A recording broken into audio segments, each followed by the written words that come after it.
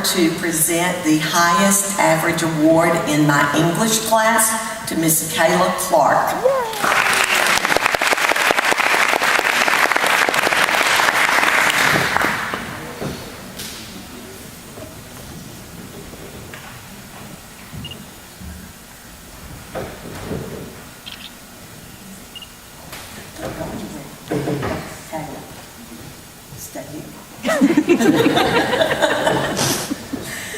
I had several who had the same average in literature in 6th grade, and Kayla is one of those highest averages.